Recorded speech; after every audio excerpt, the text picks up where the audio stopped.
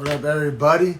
A good batch of fights last night. I thoroughly enjoyed most of them, and we'll get into that. But yeah, this is Beefy Boys episode 13.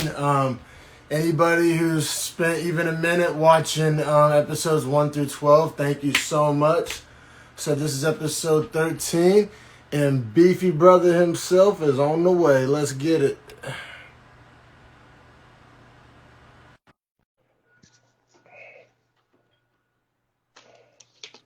My guy, Hey, what up?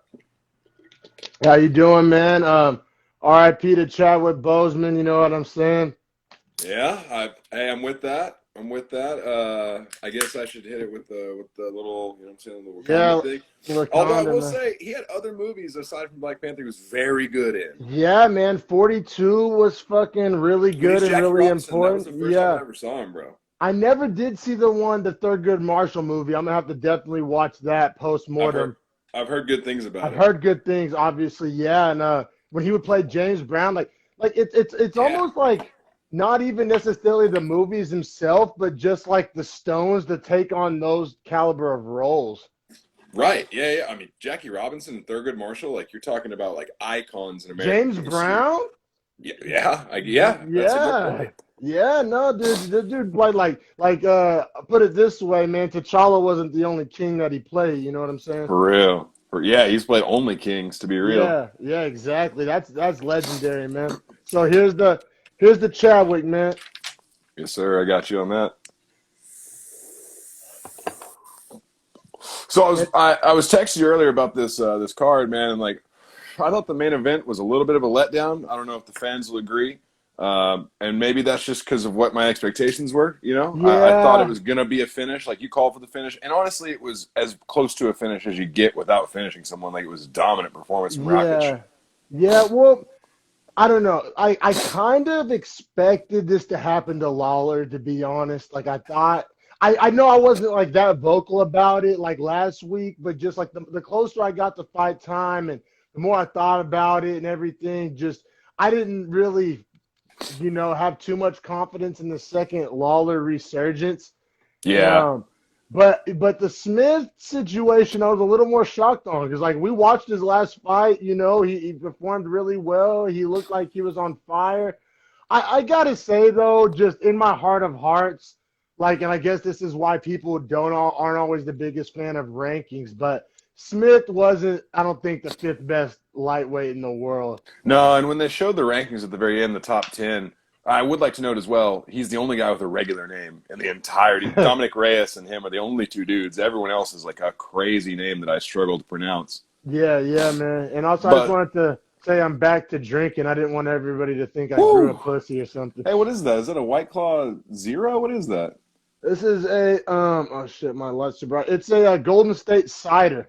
Okay, nice. I'm repping Stone Cloud for Oklahoma. So we each have local brews. Oh, there you go. Is that like Shout an out. IPA or what's going on there? This one's a Mosaic Pale Ale. So it's like a West Coast IPA. So it's a little like or East Coast. I'm sorry. So it's not as like Not as not as hoppy. citrusy? Not as hoppy. It's Not as more hoppy. citrusy. It's Oh, like a little. more It's like a. citrusy. It's like a little hazy thing. Oh, cool. Yeah, I definitely like those type of beers, man. I definitely. That's cool. Would you say that like Oklahoma's like craft brew scene has like gained steam since I left? Dude, in the last 2 years, we've gotten like probably 4 or 5 legit brews. Like Stone Cloud's really legit. Coop has become a lot more legit. And then there's a few others that I really like. Like obviously, Prairie's always been good. They'll stay good. Hell yeah. Um, but yeah, it's really been on the come up lately. I'm proud of Oklahoma for that. To be Yeah, real. no, that's definitely dope. That's definitely a place where they could make an imprint for sure. Yeah, the neighborhood I live out here in Cali, man. One of these days when you come visit, like whenever everything's open, bro, you're gonna love it. Like I said, like I'm literally surrounded by breweries. Really? Yeah, like surrounded. Like my whole neighborhood's like littered with them, and they're all Damn. like pretty goddamn legit. Yeah, I got like a clandestine brewery right up the street, and they're dope because like they make all types of beers, not just IPAs. Like a lot of the Right. breweries Yeah. around here are like gonna be mainly IPAs, but like clandestines will have like quite literally everything, bro. Like every fucking thing Yeah. See, I like that. imaginable. I No, like me that. too. And then like in their rotation stays switching up, and then I have like Hermitage Brewery. which is actually in the same building as Kaliva Dispensary, which is like the biggest dispensary I think in Really? the state. Are they owned by the same group at the top? Do you know? I don't think so, but Kaliva's the dispensary that Jay-Z's invested in. Yeah. Oh, So they're legit. Like the whole building's legit. And then yeah, they'll have like taco trucks pull up. So you know what I'm saying? You get damn. your tree, your brew, and some food, and it's like dog friendly. It's legit over there. That's living right. But yeah, man, back to this card. Sorry everybody, man. We have we're very Little well tangents, rounded people, you know what I mean? little tangents here and there. It's nothing, Yeah. nothing too much. I would like to note as well before we dive into this first fight of Hannah Cifers and Mallory Martin, Bruce Buffer's suit was so fucking fly. How fly was Stays that fly. purple suit? Oh Stays my fly, god! and he stays on point with the intros. It's just like I said, it's like how people feel about like the old vinyl crackle, how it just sounds good on their ear. Dude. That's how Bruce Buffer's voice sounds to me. It's like him and Rogan are like staples of the UFC without ever having fought a minute in the octagon. No, that's an interesting point for sure, man. Oh, and for once, I wasn't an asshole, and I actually wrote down who got the bonuses, so we won't be having to speculate. Nice. I wrote down the refs for every fight, so we don't have to speculate about who was refereeing. Cool, man. Look at us. Look Getting at us. better. Growing Getting up right better. before your eyes, folks. But man, yeah, the card started off with an absolute bang. I guess Banger, I'll say the banger card of a is fight. officially UFC Vegas 8, I believe. It's getting Yes, pretty that is correct. muddy. Yeah, I don't know how long are they going to keep that whole naming system going. They need to name them like hurricanes. Just give it like Yeah, that'd UFC be Vegas tight. Carl. Dude, I don't honestly hate naming them after the main events, but sometimes that's a problem whenever you have like Derek Lewis and Ngannou. You don't want to remember that main event, so it's like Yeah, it's not a best idea for memorization purposes. or if you get like just like the rare super generic name matchup, Smith and Clark, or just like it could be anybody, just not very memorable. Or like I or like get it, because just I don't know. It's just gonna. They didn't. The system wasn't designed to have a fight every week, so it's like it's especially in the same location. You know what I mean? So it's dude, like it's pretty Vegas, wild. you think we're gonna get to Vegas like 12 and 16, and like you I think think it's we'll gonna get keep rolling? yeah, like I think we'll get like Vegas 15 by the end of the year, and we'll get like Fight Island like 7 or 8 because I think they'll go back out there and Yeah, they're they're like, heading back. mm-hmm. Yeah, that'll be sick for sure, man. But yeah, as we said, UFC Vegas 8 started off with a bang. I was super excited. Mallory Martin versus Hannah Cifers. I mean, could have very easily won fight of the night. Mallory Martin actually did win performance of the night, so She got a deserved it, dude. bonus. She deserved it. But I feel like it could have been fight of the night. Like Cifers' first round was absolutely like flawless. Like so. Well, dude, she clipped her so hard. Like in the interview, Mallory Martin said that she was never like wobbled, I think was her choice of words. Like, you can't even say that, dude. She literally like stumbled around the ring for 2 minutes defending herself. I will say, like, and shout out to Chris Tione too. He's the ref that always will continually yell at the fighter, like, "Show me something," right before he stops it. And I love he usually that. gets a response. Like, yeah, just something Almost about always. that subtle change of verbiage. Because Right. I think other refs will say action or I need action. Like what is action? You know what I'm saying? Like I don't know. Yeah, something about the way he words that typically gets a better response for sure. But yeah, man. So for those that didn't watch, this was a strawweight matchup at 115. Two ladies, Mallory Martin and Hannah Cifers, to start off the card. And as you know, anybody that's watched the previous episode, I'm a big fan of prelims and I'm a big fan of women's MMA. So this was a good way to start off the night for me. So I gotta say, Cifers did miss weight by 2 pounds, and at 115, 2 pounds is actually kind of a lot. You know what I'm saying? Just like proportionate, like percentage of body mass wise. So it's a good point. It's a good point. It's almost 2%. It's a good like 1.5% of the weight, which for like a heavyweight would be like 10 pounds. You know what I mean? Exactly. So just proportionate to everybody that's like, oh, it's just 2 pounds. Like literally any other weight class, I'll give you that argument that it's just 2 pounds. But at 115, 2 pounds is a fuck ton. You know what I'm saying? So. So yeah, definitely wasn't too stoked that Cifers missed weight, and I guess she got her karma. But she came out strong, to say the least, in round one. I'd say round one was easily a 10-8 for Yeah. Cyphers. Oh yeah. I scored 10-8 Cyphers, like no question. Yeah, No yeah, like question. I mean, dominant 10-8. The She fact had that Martin survived was in and of itself amazing. Oh, it was so amazing. I was actually kind of like mad at like in the moment, not in retrospect, but in the moment, I was like, this ref is a fucking savage. Like, what are you Oh, dude, doing, homie? there were a couple shots she took where I was like, if it was a street fight, we would have jumped in and been like, it's over, it's over. Because it Yeah, was like she no. was eating shots and just like her face was just going side to side, and you're like, Yeah, no, it got gnarly. Like she beat her within an inch of her life. And shout out to Mallory Martin for having the DS chin, the dude, fucking frying pan face. and not to mention, for anyone that doesn't know this already, for the fighters, they always get exactly 1 minute in between rounds. So she's getting destroyed to the end of the round, takes 1 minute off, and then comes out and finishes in the next 90 seconds of the first. So she literally, in under 3 minutes from getting her ass beat, turned around and won the fight. Yeah, yeah, because you could definitely say Saved by the Bell in the first. Right. Yeah. And then let's just elaborate a little more on the first round. So she got knocked down, and then once she was knocked down, she essentially proceeded to get grounded, pounded, and she just got like absolutely destroyed. Like and it was essentially all strikes. It wasn't a lot of grappling or position dominance. Like she was getting like just old pieced school, out. like woodshed, like ass whooping, pieced out, like bad, like mangled.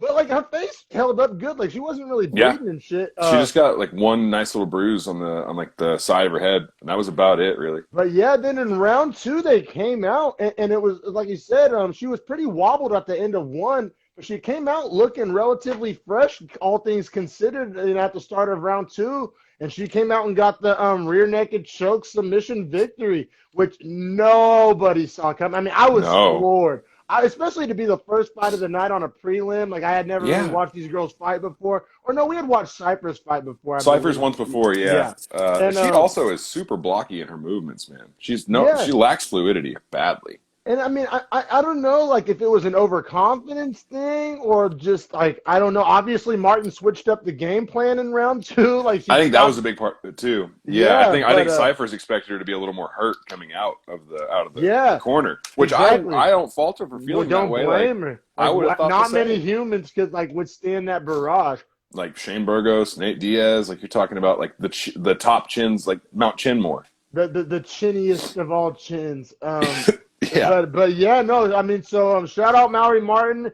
Like I said, she ended up getting performance of the night, not fight of the night, which I'm sure Cypress was salty about. But I will say though, the guys that got fight of the night deserved it. Oh, deserved it. Yeah, I'm just talking like if I was in Cypress' shoes, like if I could nut hair away from 50 racks. But because I guess fight of the night they each get 50, huh? Yeah, no, yeah, that's what I'm saying. Yeah, that's the difference. But Mallory got her 50, so good on her. Yeah, no, I mean, badass performance. I mean, I'll be looking out for it. That's straw. There's so many strawweights, bro. It's so many, dude. So many. Like, I don't even know. Speaking of which, like, the next fight on the card is a strawweight fight. Yeah, very good point. Yeah, I'll let you take it away. So, yeah, Emily Whitmire versus Poliana Viana. Poliana Viana got a little bit of, like, clout on the internet a few months back in Brazil. There was, like, a guy, like, the street thug that tried to, like, rob her, and he got greeted with a quick two-piece and a kick to the head, and he was done. So that's so dope. Yeah, that's so dope. Like, if anybody needed like a reason to go put your daughter in martial arts, like, and if you guys needed proof that MMA is legit, like, like translates to anywhere. Yeah, like literally 3 strikes and the dude was on the ground. She had her purse. 115-pound woman, 115-pound woman armed with legit technique and was able to just take down what, like, I assume wasn't that guy's first rodeo. You know what I'm saying? Right, yeah. Like, you know what I'm saying? He's probably been in a scrapper to himself if he's like a Brazilian street thug, and she fucking worked his ass. So, yeah, like all those, keyboard warriors that, think they know what's up, just keep that in mind. But, yeah, no, badass chicks. Poliana Viana, as you said, versus Emily Whitmire. Another strawweight fight. Like we said, there's a lot of strawweights out there. Dope weight class, man. Dope weight class.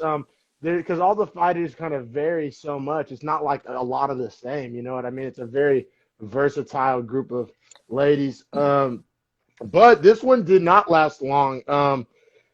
Poliana Viana got that round one sub. That would be the theme of the night. At least the theme of the prelims was subs submission. For sure. Subs for days. Yes.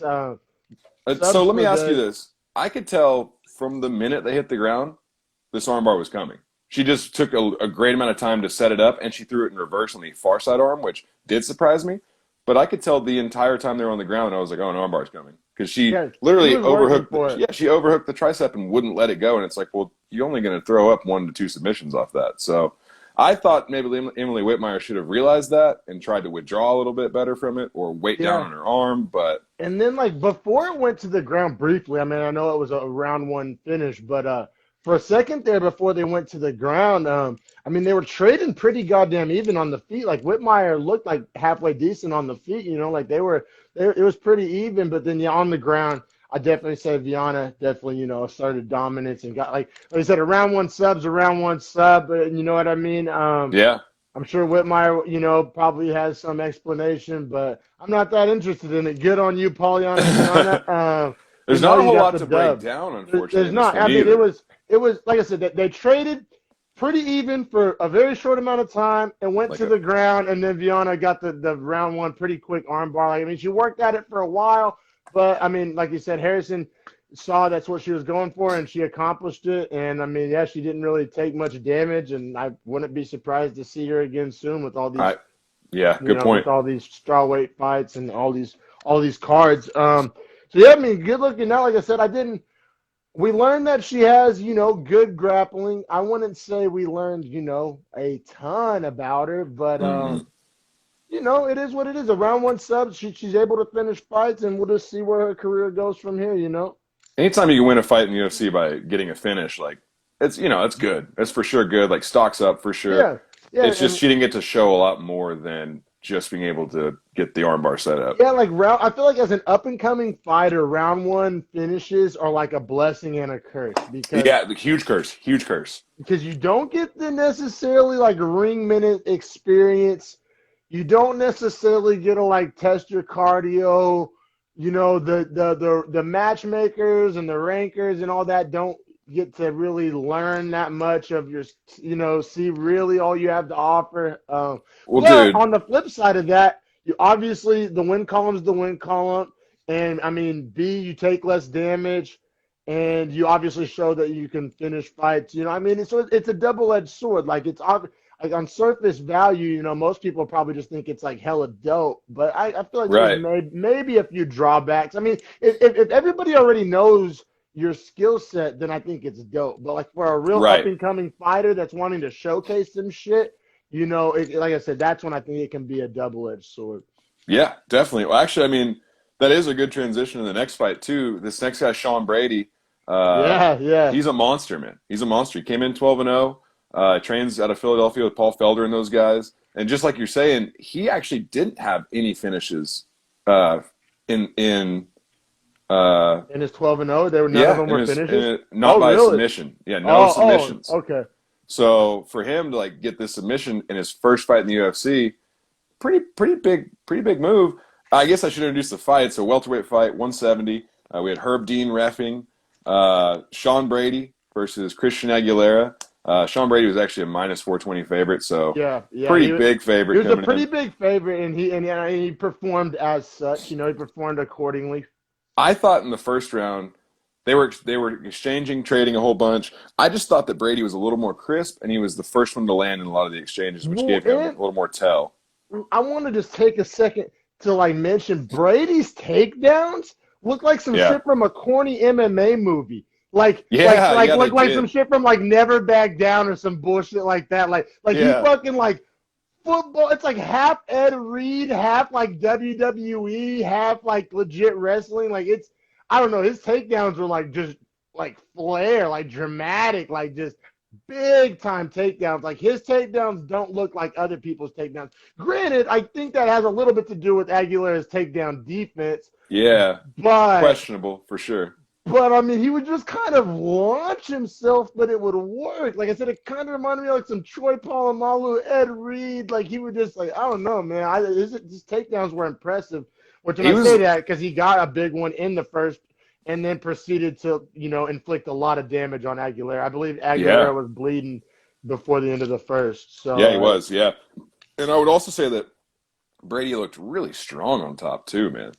Like in the times he was on top, he just was Well, literally just Brady's muscling. physique in general, Yeah. man. He was muscled up. I mean, like borderline Paulo Costa body, Ooh, I mean, he's close, dude. At like 170, close, he's like a swole. 170 version. He had mass. I mean, there's 0% chance that guy walks around at less than 200 pounds. Like that Oh no, guy, there's no way. I mean, I don't know how much weight he cuts, but I mean, his physique. I mean, he literally looks like an NFL like type body. Like, Well, I was thinking about when Felder was talking about it, right? Because him and Felder train the same spot, but Felder fights at 55 and this guy fights at 70, so you might think it would be like reasonable that they'd be sparring partners, but there's no fucking if way, dude. I'm Felder, there's no way. I mean, Like out maybe of grappling, yeah, right. but Like I'll roll with them, but like I'm not striking with this dude. He literally has, and Felder's a big dude out of the octagon. Like he walks around like 180.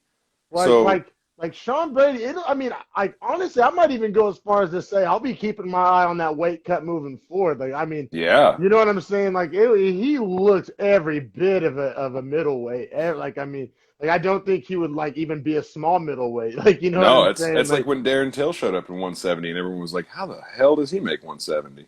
yeah, I mean, so good on him. I mean, he performed great. So it's not like we're saying that he can't make the weight cut because he looked like he can't make the weight cut. His guy is just literally action figure Jack City. But yeah, so I mean, dominant round one. Would you say round one was a 10-8, or I mean, does it matter? Or I mean, it was a dominant round. It was dominant, but I thought it was like that edge where I still gave it 10-9 because Aguilera Yeah, was like, contesting most of the action until like maybe yeah. the last minute. Yeah, no doubt. Aguilera, exactly. It wasn't like a landslide, just ass whooping, but like Right. without a doubt, Sean Brady took round one. And then round two, there was another like Hollywood-esque takedown, just Dude, when he just dramatic. like shot through his waist, tackled him to the ground essentially. That's Yeah, what I'm saying. that one looked legit movie style. Like that one was straight out of the movies. Yeah, like exactly. Like if we were watching some new MMA movie, we'd be like, "Oh, here we fucking go with this Yeah. funny shit." But no, it like literally looked like that. Um, Speaking of, I think I'm saying that because I recently watched Warrior not that long ago, Yeah. and that's a really good movie. Hmm. But just every once in a while, you'll see some shit that looks like extra, like A little extra movie. corny. A little Yeah, yeah. extra corny. Yeah, and but that's what it felt like watching these Sean Brady takedowns for real. But and then he ended up getting the takedown, and then he ended up subbing him in the second with a guillotine, which Mounted guillotine, yeah. mounted one arm guillotine, which Yeah. I didn't realize in real time. And then like I think later in the night, or maybe it was the post fight show, Paul Felder he pointed it out that it was a one arm guillotine, which I thought was just super impressive. Like that's pretty fucking badass. How And then when I watched the replay, he was he literally the reason why it was one arm because he had wrist control with his yeah, he was off cuffing arm. yeah, he was cuffing the hand. That's fucking badass. Like not a lot of Yeah. people. I haven't seen that one pulled off all that often. Like that's pretty sick. No, and that's what he was saying in the post fight interview whenever Felder was talking to him was that that's like his choke apparently. Like in Yeah, practice he yeah, was like, I lock this up all the time. Dude's bigger than me, dude's smaller than me, dudes that are yeah. better at jiu-jitsu. It doesn't matter. Like this is my choke. And you can kind of tell. Yeah, it had that signature move type of feel. I Hmm. mean, and it's so cool when a fighter's able to execute that. Just because, like, Yeah. because like It's I not don't know. easy. Like I know I always try. Maybe some of my comparisons are a stretch, but like as a linebacker, my signature move, I had a dope ass rip move, which a rip is like a very simple move, but I like perfected it and I was undersized, so like I just would use it to my advantage and get so low and so skinny on my rip that I would just have no blocking surface. And so, but I can confidently say it didn't work every time just because I was good at it and I liked doing it. So like, and I can also tell you how good it feels when I was able to just fucking, olay somebody, just open dope them and go, Like knife through butter. yeah, yeah, and it felt so good. So just like like that, having a signature move is one thing, but being able to execute it when you need to execute it and when you want to execute it is a whole nother thing. And he did exactly that. So definitely dope. Yeah, Sean Brady. I mean, heavy favorite. So like once again, we can kind of ask the question. What did we learn? How good was his like level of competition? But after the fight, he said, I mean, hey, you can only beat who they line up in front of you in the cage, and he Very did true. that. And then Very true. after the fight, he literally, which I wasn't actually a big fan of this. Like we talk all the time about how we like when fighters are good at marketing and make good, business decisions. Like, Yeah. because he had that super impressive decision, victory. Literally his homie Paul Felder sitting there hyping him up, like Calling his fight. Yeah. giving him like the biggest platform, like elevating that platform even more. And then afterwards, they're like, "Who do you want next? You're in the driver's seat now." And then he's just like, "Oh, I just want a big name." I Like, hate that, dude. Like, you got to pick someone. Like, you got to find someone. Like, you had your moment, dog. I don't know. I love like the art of the appropriate call out and like what it can do for your career and like that's a fucking that's a sport in and of itself. Like, and I just thought that he squandered that opportunity. I didn't like that answer. You know what's also some bullshit I have with it though is that like shout out, we always talk about him. I feel like he finds a way into every show. The mullet man, Tanner Bozer. Oh, yeah, that's our guy. He's been calling out Maurice Green for fucking month and a half now, and they still won't make that fight. And in fact, they matched up Maurice Green with someone else recently that actually, Tai Tuivasa, I'm pretty sure is going to fight Mo Green. And I was like, oh shit, like I think they think Mo Green's a whole nother level than Tanner Bosser. Yeah. I want to see the fight even more. Yeah, that's weird. Yeah, it's weird. I mean, those guys, maybe they know something we don't, or like maybe they're selling Bozer short. Maybe we're a little high on Bozer, but either way. Or they might have plans, that they see this they see this huge framework of like how everything macro.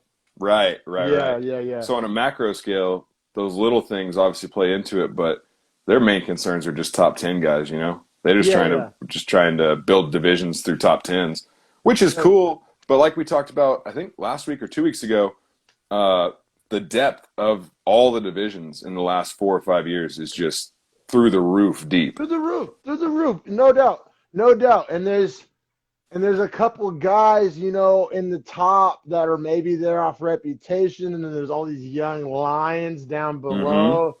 Shout out Anthony Smith. But I don't know, man. Sean Brady, it's hard to know where to peg him. I mean, I guess time will tell, and we'll see how his career pans out. He looks super impressive. First team all body, that's for sure. Yeah, I think he was only 28 too, as far as his age. So he has time. We'll see how that all unfolds. But yeah,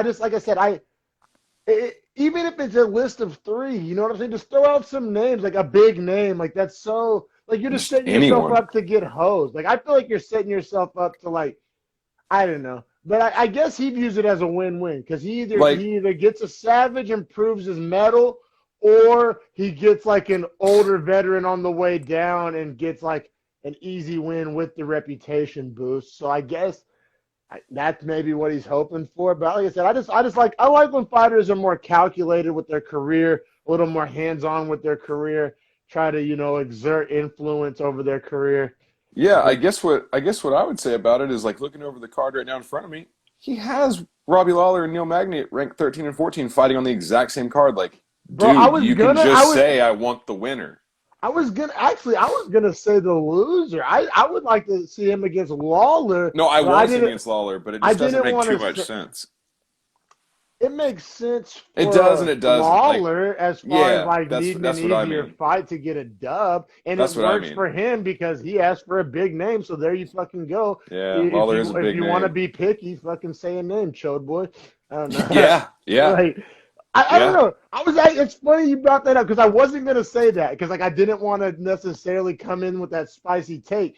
But then you brought up Lawler, and I was like, I'm going to say it because I was thinking maybe Lawler. Like, it's a big name, same weight class, not necessarily elite. Lawler, top 15 or right there at that precipice where you can get top 15 off of him, or he can stay there if he beats you.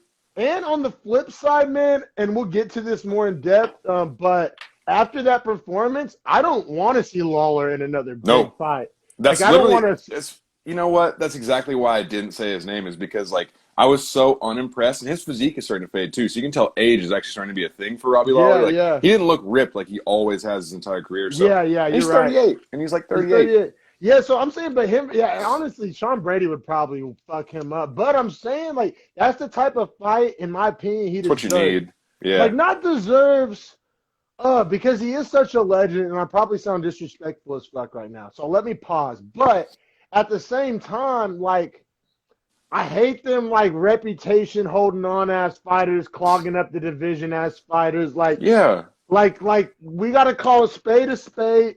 And right now, Robbie Lawler is like essentially the type of fighter that I wouldn't mind like seeing be the last prelim or some shit like that. Yeah. Like to be on, like the fact that he was the co-main and like that performance, I'm over it. And that was a fight night co-main, and he still Yeah. didn't like deliver. Like he needs to be like the headliner of a prelim, like the top prelim, or just on an undercard, maybe like on the undercard of a pay-per-view, perhaps, Or like something. he can headline the prelim of a pay-per-view. You know what Yeah, I mean? Like that exactly. would be Like, fine.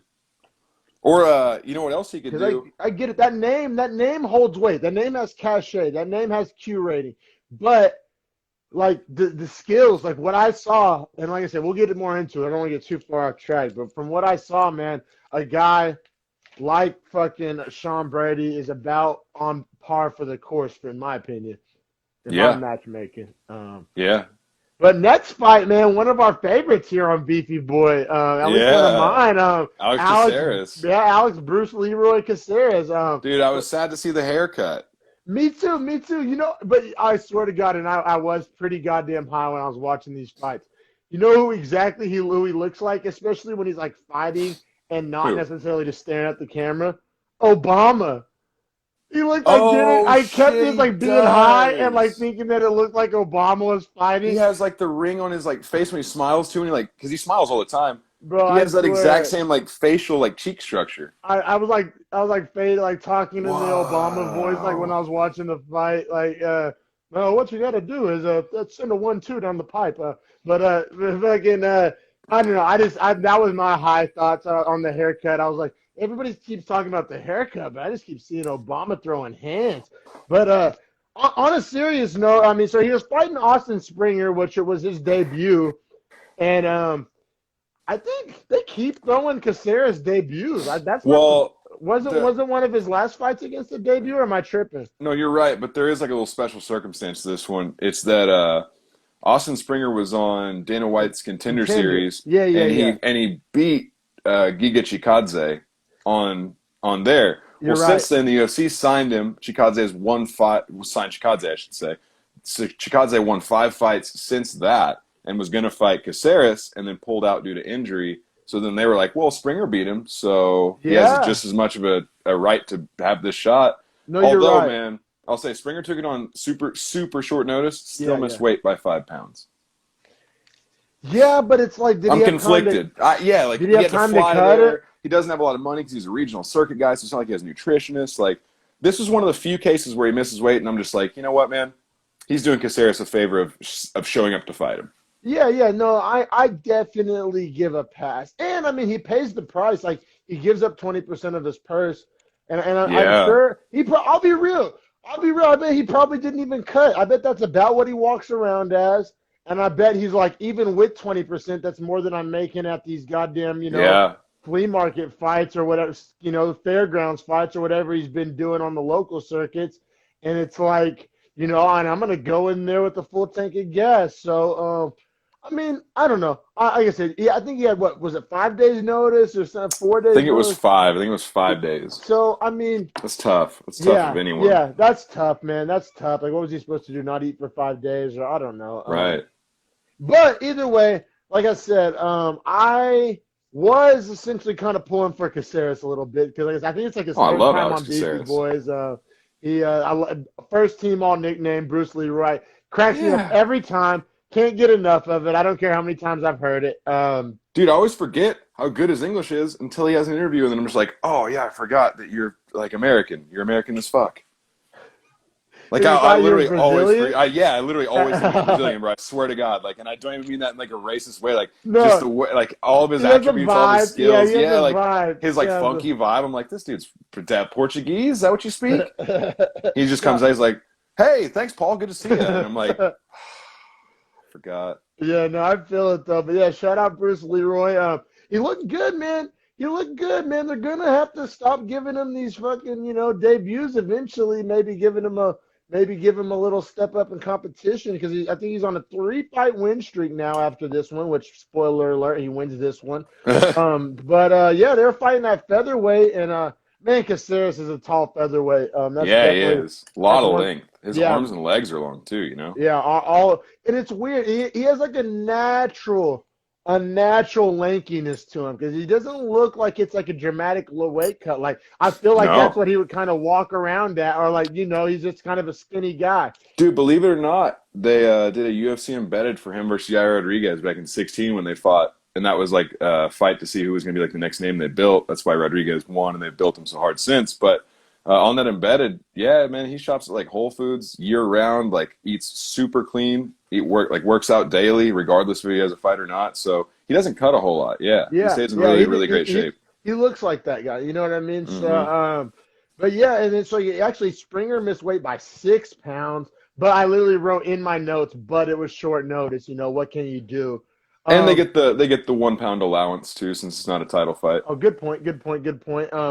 But yeah, so round one, Caceres ended up getting the rear naked choke.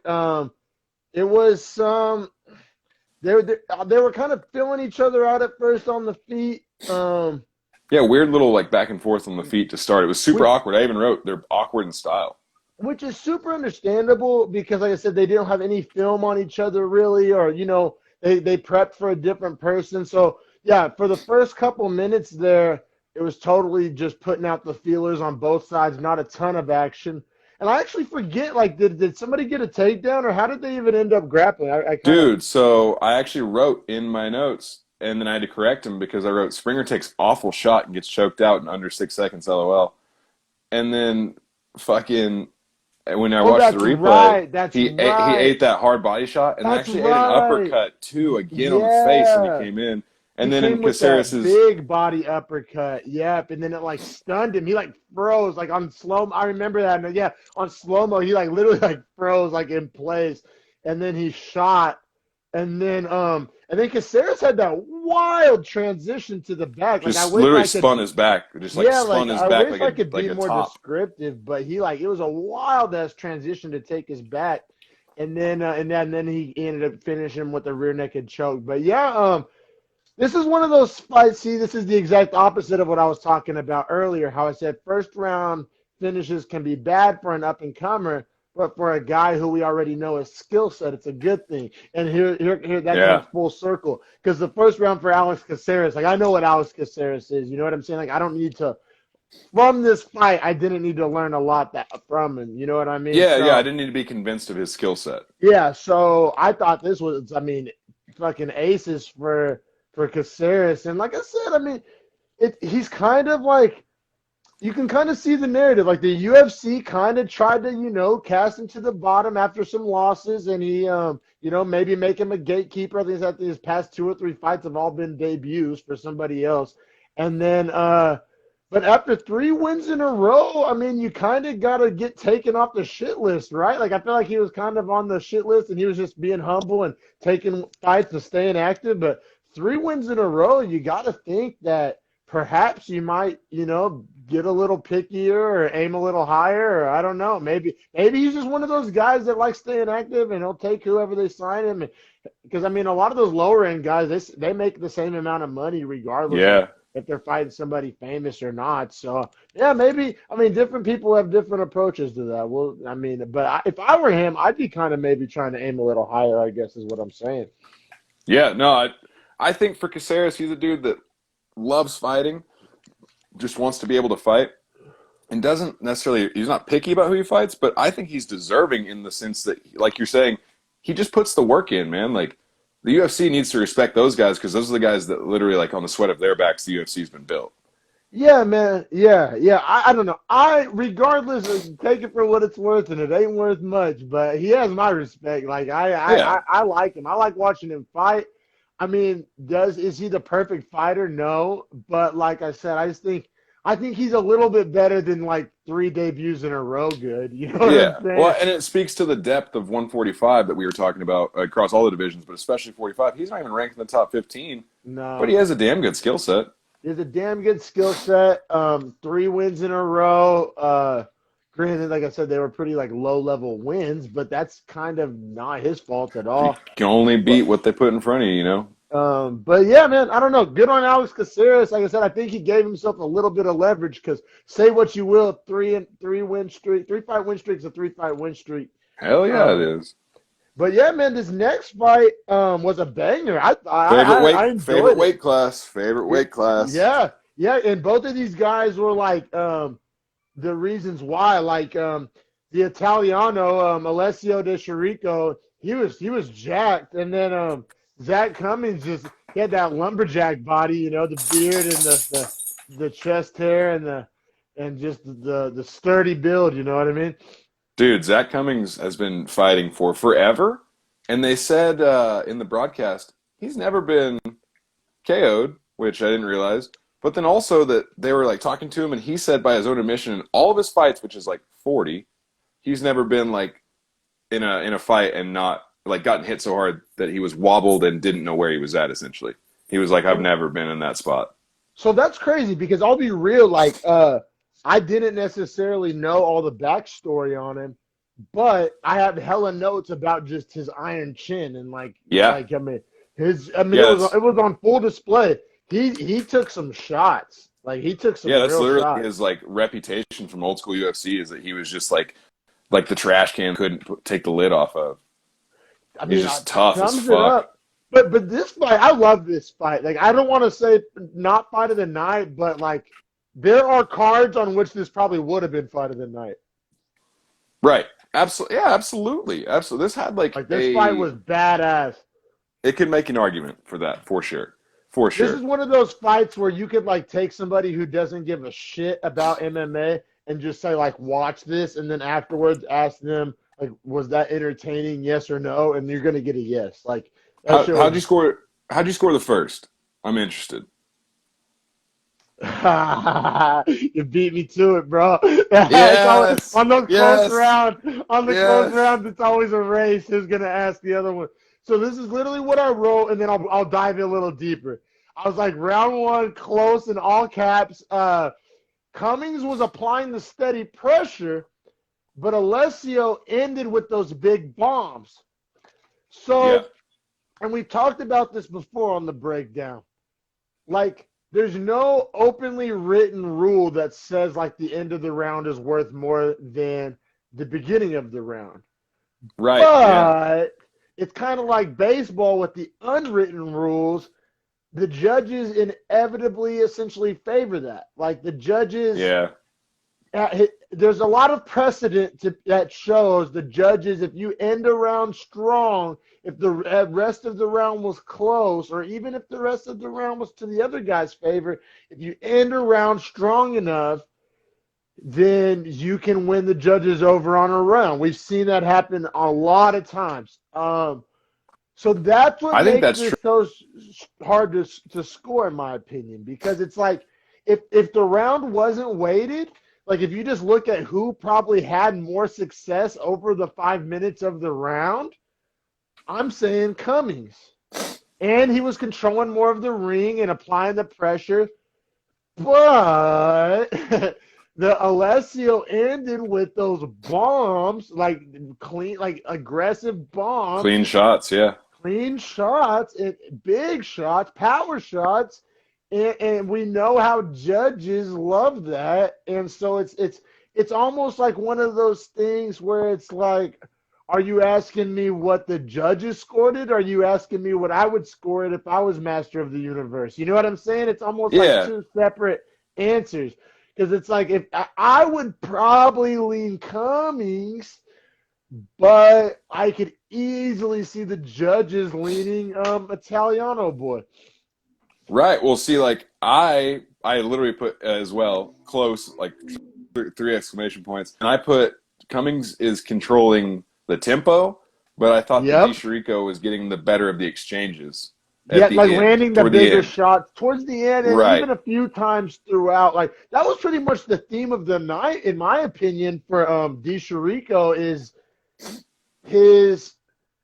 I mean, he landed big, crisp counter shots, like a lot, like Yeah. so many guys that aren't named Zach Cummings are knocked out on those punches. Okay, Like so I he was going to ask looked you, good. does that affect the scoring, or should it though? Like the fact that Zach Cummings can just take a punch so fucking well, does that lessen the value of it for DeChirico to hit it? You know what I mean? Wouldn't I love an answer to that? Because it's like, for me, it totally affects it. But we've said it before For on the sure. podcast. We're big on scoring damage. Like, right? Like, don't you value damage? Right.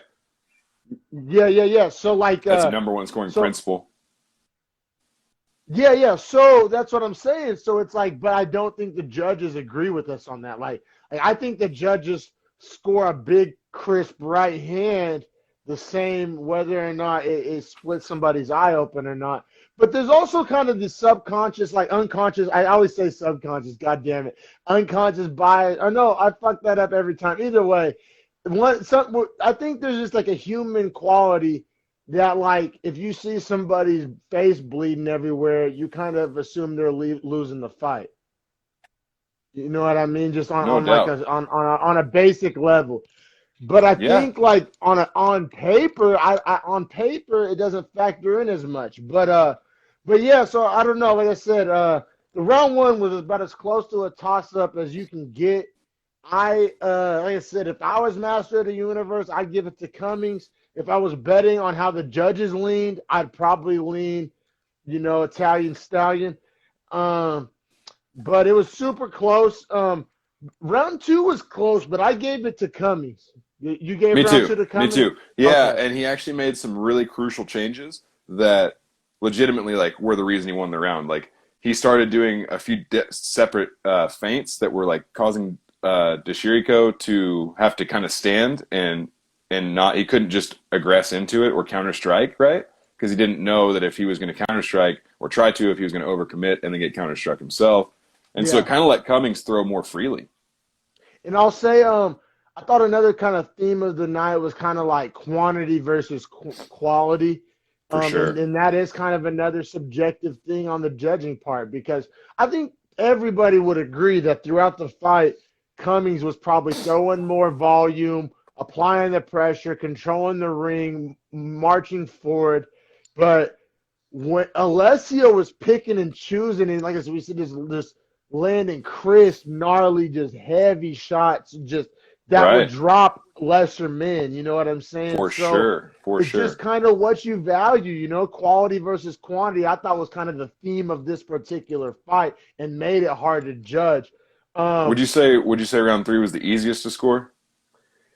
that's a whole nother debate. Are we You mean the last 5 seconds? the last 0.5 seconds? Yeah. Like Well, dude, there is a rule. There is a rule okay, yeah. where School me. if Alessio can't get back to his corner under his own power, he loses. Like that is the actual rule. If you can't return to your corner after a round on your Really? own power, you lose. Yeah. So Oh. when he got up and like stumbled into the fence, But so let me ask you this though. it's close. It's Did close. the It's kick close you can get. land? It's as close Hell as yeah, you it can landed. get. Hell yeah, it I mean, it landed. landed, but did it Does it land? count? Does it Yeah. count? No, yeah, of course it landed. Yeah, I fucking Dude, I'll be ask honest. ask I'll be honest. Alessio if it landed. As a judge, if that round was literally up in the air, it's not anymore at that point. It's That's how not I because like felt. That's because how I felt. if I needed a fourth round and they had 1 minute, that motherfucker's getting finished in the next 90 seconds. But Like, also, I don't even know that if there were 7 more seconds in that round that Cummings wouldn't finish him on the spot. man, and shout out Hank Hill, because I'm gonna still online. This ain't lawyer ball, son. Like if you have to Right. like convince me that you getting kicked in the face doesn't count, that's all I need to know, because you got kicked in the face. Yeah, like clearly you got this ain't dropped lawyer hard. ball. Like this ain't debate club. Like this is fighting, and you got dropped by a kick to the face and couldn't walk straight.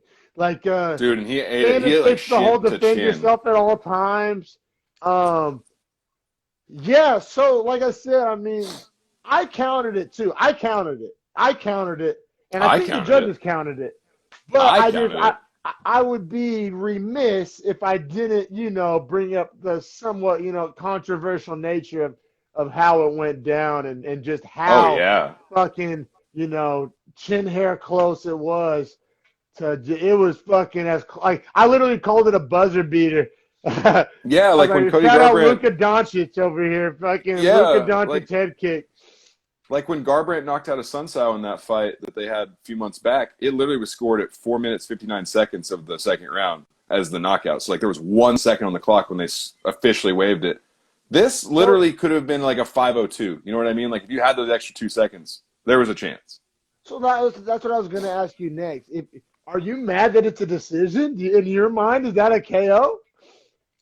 Like if No, I know I don't know because you finished him no. at 15 minutes, but like you didn't finish him. The ref didn't stop you. You know what I mean? His consciousness stopped. Like yeah, like he was out. It's one where like if I'm talking with the homies, I look at everyone. I'm like, we all know I KO'd that motherfucker, though, right? Like we all know. But like as far as the record book is going to stand, like I'll be like, yeah, sounds yeah. like lawyer It's ball like, to me, son. it's just technicalities versus perceptions, man. And Yeah, to be real, no. like I'm sure anyone that watched that fight and saw that head kick and all that was immediately like, oh well, Cummings wins the fight. Because if after 15 minutes of fighting, one guy's getting kicked in his face and dropped, and the other guy is like laughing, I think the guy that's laughing probably won that fight. Do you think that like if Alessio? Do you think that like if he was like, yeah, but I didn't get knocked out though? Do you think that like would make him a cho? Bro, I'd be so salty. I would hope the UFC would cut him if he said some shit like that. Yeah, that's some bitch ass shit. But yeah, regardless, Cummings gets the win.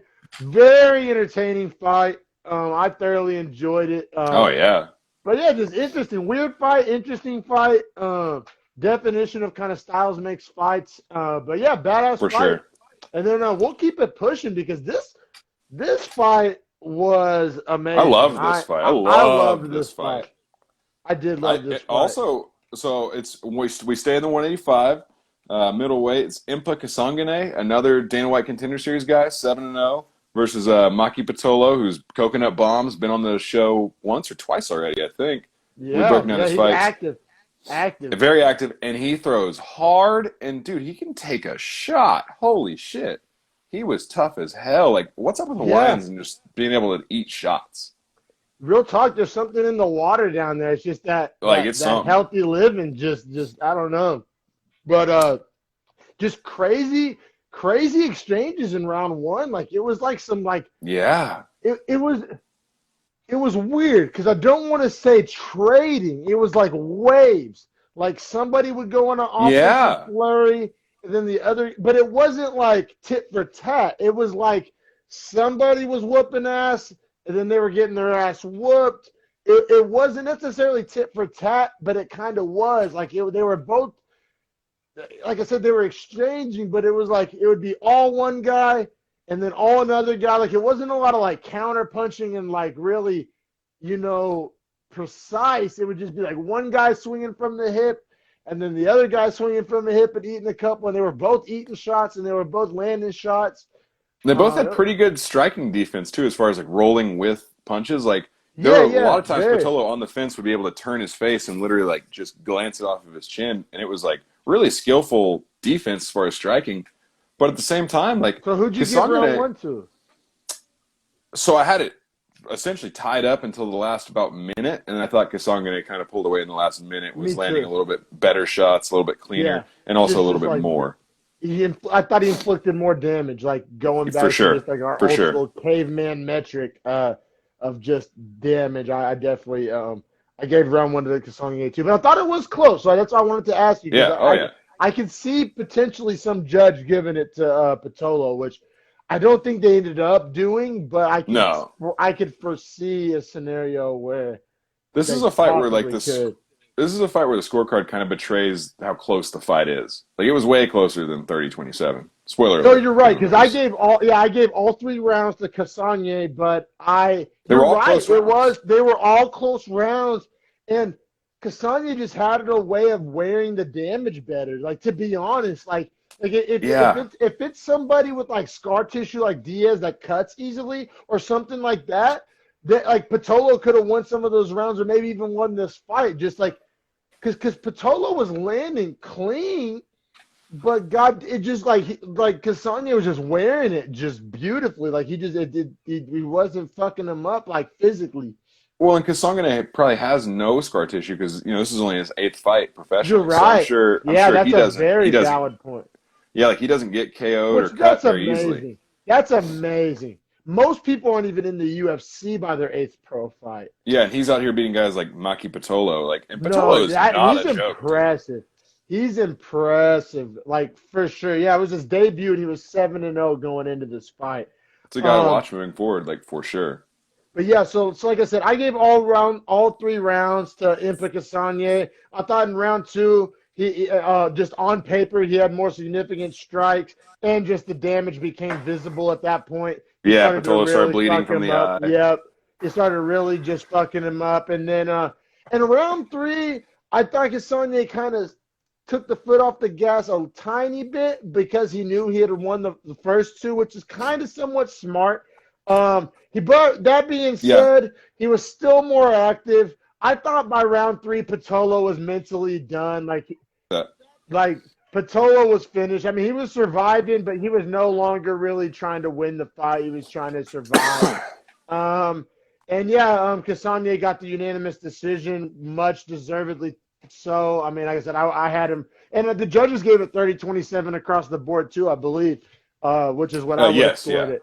Yeah, so one of the few times. I'll say this: I don't really have any beef with any of the decisions tonight. Granted, there was a lot of finishes, but I don't have any just outright. Like usually we have a bone to pick. You know what I'm saying? No, dude. No, there is no beef from the Beefy Boys in any of these. Not a lot of decisions. I mean, the main card was all decisions, but fucking main card. God damn it. Yeah, main card didn't look that. But the prelims, man, which goes to show, man. Dude. That's why I proudly wear my name, Prelims McGee. Those people that sleep on prelims and are too cool for prelims and are too busy getting drunk during prelims, still get drunk. Just watch the prelims. They're fucking so good. Yeah. And you get like new favorite fighters. Like, I don't know. Like I love prelims. So yeah, watch the prelims, folks. And then my guy. Hey, what up? Sorry, it took me a second. I had to go get a refresher on the the name of this beer, by the way, Chug Norris. Chug Norris, that's dope. Hell yeah. I love the names of like small craft beers when they get creative like that. Same, bro. Man, which actually I forgot to shout them out earlier, but I got to think of my favorite beer on planet Earth, and I got to shout them out. And mainly, if you ever see this in Oklahoma, I want you to get it regardless. I don't care if it's like your last $20, but what is it? It's called. So the brewery is Almanac Brewery. They're based out of I think. Well, so they have a location in the Mission District in San Francisco, but I think the actual main brewery is in Alameda across the bay. Okay, yeah. But I know them from their Mission District in San Francisco location. I stumbled in there when me and Nina first started dating. Oh, shit. But they have a beer. It's called the Love Hazy.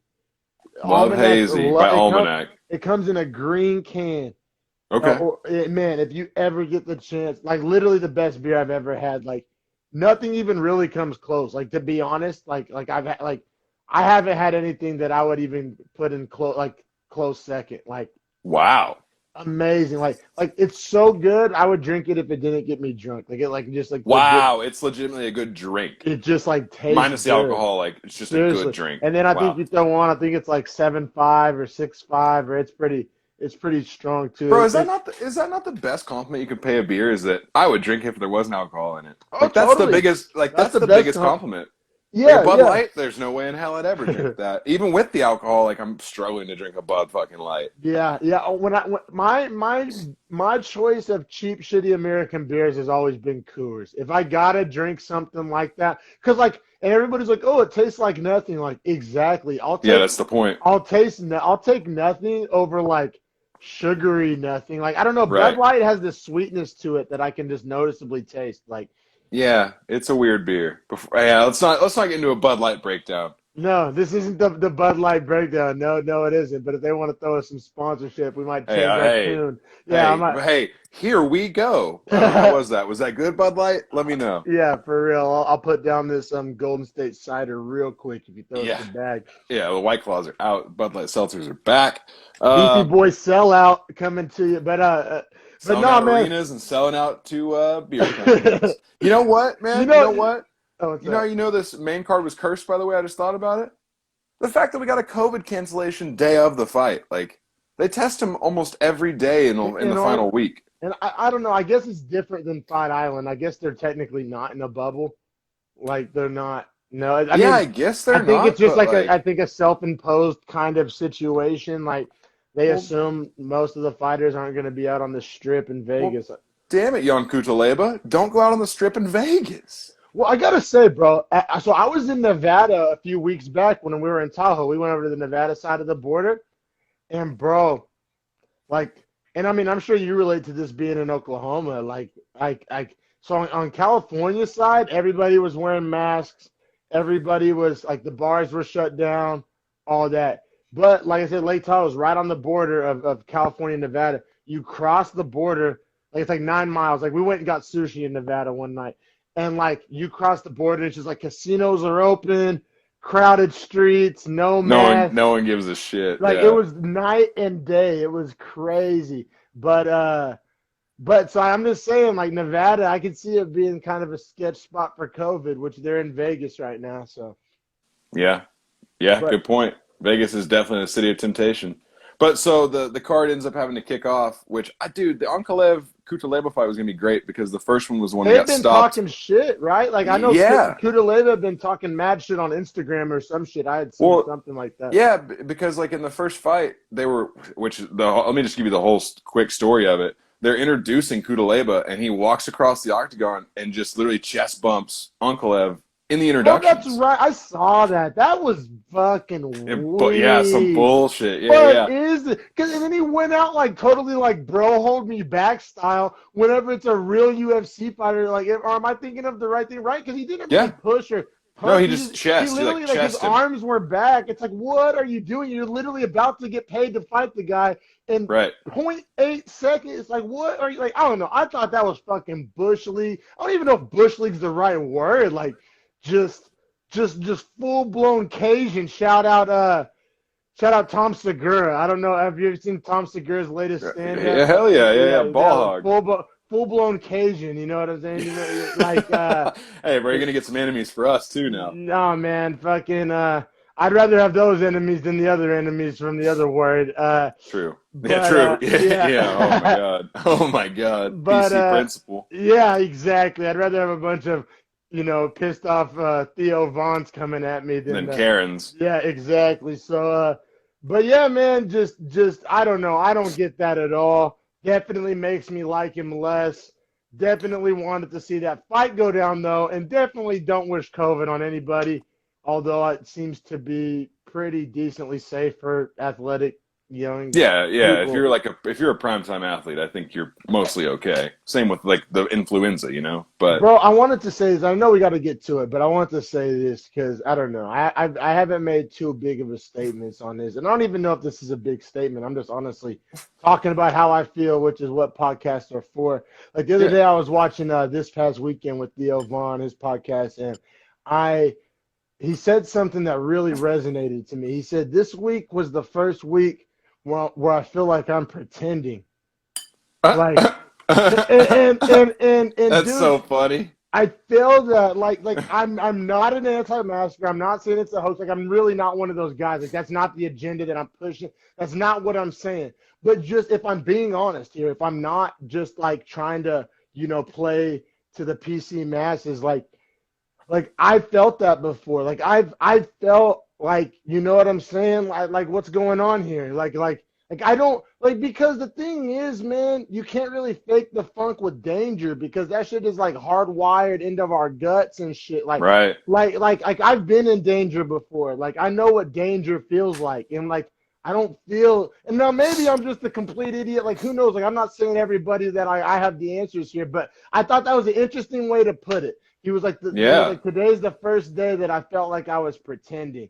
And I'm like, damn, like that resonated with me. Like I said, don't extrapolate that and make it more than what it is. Like I'm not saying Yeah. it's fake. I'm Like not don't an put words in your anti-mask, mouth, but but I'm at the just same saying, time, yeah.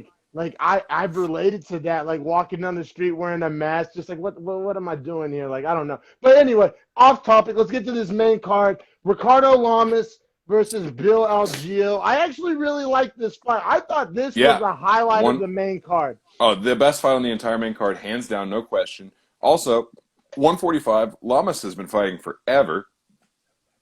I can't believe this is Algeo's first fight in the UFC, and they give him Ricardo fucking Lamas. Bizarre. Did he have some kind of really like some kind of crazy credentials or like He had fought some other guys that are in the UFC already in regional fights in like Northeast or something like that. So how is even your debut on a main card? Like that's crazy. Which he didn't disappoint. He's a bad motherfucker. He looked like he should be there. Yeah, and honestly, if he just could learn how to fucking grapple in the cage, he would have beat the shit out of Ricardo Lamas. He just literally well, all right. So let's just dive into it because in the first round, who'd you score it for? Because it was close. First round was very close. So this was almost identical to a couple of fights back. This fight, the first round of this fight reminded me of a lot of the first round. Cummings and yeah, that's exactly what I thought. Almost the identical same narrative is so it was really close. Each fighter had their moments, but Algeo ended strong, like really strong. Really strong. But Lamos had the takedown, which scores really well on paper. And he had those nice kicks, like he would like switch kicks in the middle. Remember he would do that. And I gotta say, Algeo would look like a complete Cajun because he would be in the middle of he would do the Lamas would do the first kick and would miss, and then Algeo would be just doing this douchey little like shaking his head thing, and then Lamas would come back with the T kick and fucking like get it. Happened like 3 separate times. And just drill him with it. Like 3 separate times. Algeo was like celebrating dodging the kick and then got kicked in the stomach, and I honestly loved it. Loved it. Yeah, he looked like a jackass. Like, what are you doing, dog? Like the first time I get but it happened like 2 or 3 times. Like he did not learn. Like, I thought he was like past the point of confident was just being like cocky in there. You know what I mean? Like it wasn't because like Lamas is a legit fighter, man. Like and Algeo, even how good you could be, man. Like it's your debut. Like you should not act that way. No, you shouldn't. Like that's a bad appeal for fans. And like if you do, you got to do it. Like if you're gonna do that, go out there and then drop it and starch him O'Malley style. Like you know what I'm saying? You can't. It was a bad look. It was a bad look. I wasn't too juiced on it. You know what I mean? I kind of made me root against him a little bit, but yes, like I said, round 1 could have gone either way. If I'm being a purist, I give it to Lamas. If I'm being a bitch-ass judge, I'd probably give it to Algeo. I gave it to Lamas, so we agree on that one. Yeah, I gave it. I don't know. Like second round was the only very clear round to me. Algeo, right? Yeah, obvious. Yeah, dude. yeah, when he landed that knee, he damn near put Lamas out. Yeah. So he led in total strikes that round. He had the big knee. He busted Lamas' nose. My question to you, excuse me, given all that, was that 10-8? I actually didn't think it was. But I didn't score the last round 10-8 to tell you ahead of time. Yeah, I don't know. I think the judges gave somebody a 10-8. The judges all 3 scored round 3 10-8 for Lamas. See, but I disagree with that because if you don't round 2 could have been a 10-8 for Algeo. Like you don't think Algeo was just as far ahead in round 2 as Lamas was in round 3? You see what I'm saying? Like I feel like they were equally dominant in separate rounds. So it's bullshit. The judges gave Algeo a 10-9 in 2 and Lamas a 10-8 in 3. I have a note about it that I was like, I don't think that's 10-8 if you don't give 10-8 in the second. I think there was 2 10-8s, which kind of neutralize each other, and then the fight in a perfect world goes back to however you scored round 1, which was still super close too. Right. That's how I scored this fight. Round 1 toss up, and then like reverse 10-8s. Right. But that's not how either judge saw it. No judge saw it that way, according to their scoreboards, I don't think, unless my math is wrong. No, you're right. It was 29-27 across the board. So it was. Yeah, 10-9, or that means probably 10-9 Lamas, then 10-9 Algeo, and then 10-8 Lamas, which is weird. The weird score. That being said, I don't disagree with Lamas winning the fight. It just be in that, but my reasoning is different, and that's because we gave Lamas round one. Right. So Yeah. If you it's score kind of one like, for Algio, then reasonably he probably should have won the fight. You know what I also yeah, thought about too is if you scored round one for Algio and obviously round two 10-9 and the first one 10-9, but then you gave 10-8 on that last round to Lamas, you would have had a draw. yeah, Which I would have disagreed with too. yeah, definitely weird fight. So like essentially we agree with the ends, but not the means to that. I agree with Which is kind of how it. splitting hairs, but Mhm. not really though, because Not the fact really. that we agree is a coincidence. It just happened to shake out that way. I still think they scored the fight wrong. That's what I'm saying is I think they scored it wrong. They just didn't get it. The end result wasn't changed by their miscalculation, Yeah, thankfully, because yeah. that in another fight might affect the end and fuck someone over. And I'll say though, this might be one of those scenarios where the fact that it was Algio's debut kind of helps him, and the fact that like absolutely nobody that knows dick about MMA is going to hold that loss against him for putting on that type of performance in a debut. And you know what I'm saying? Yeah, In my opinion, his stock didn't waver. That might be one of those weird, rare occasions where your stock jumps in a loss. yeah. No, I'm excited to see Algio's next fight. To be quite honest with you. Yeah, and that actually did win fight of the night. And Yeah, I deservingly thought that so. it should. In my notes, I wrote fight of the night question mark. And then Yep. after I went and looked, and they actually did give it. So I thought it was well deserved. I don't know. It could have gone to Mallory and Old Girl, but I don't know. They deserved it. I thought Lamas Algio was a better overall fight. Like it was really back and forth and just like entertaining as hell. Like super It entertaining. was a good fight. Yeah, go ahead and introduce the next fight, brother. I was going to ask you. The next fight is 125. So it's Ji Yeon Kim. Sorry, the three names, man. One name, three names. Always tough for me. Versus Alexa Grasso. Now Grasso usually fights at 115, but has come up in weight. So that's why she's fighting the 14th ranked fighter in Kim. I thought that was super interesting because, yeah, on the TV screen, it showed Jeon Kim 14, Alexa Grasso unranked. But Right. Alexa Grasso is actually the 14th ranked strawweight, correct? And she was minus 280 in this fight coming into it. So like she was a big betting favorite. Yeah. Oh, yeah. So like yeah, deceptive to She- viewers that didn't know the deceptive to backstory. viewers. Yeah, and that's kind of how it played out. For sure.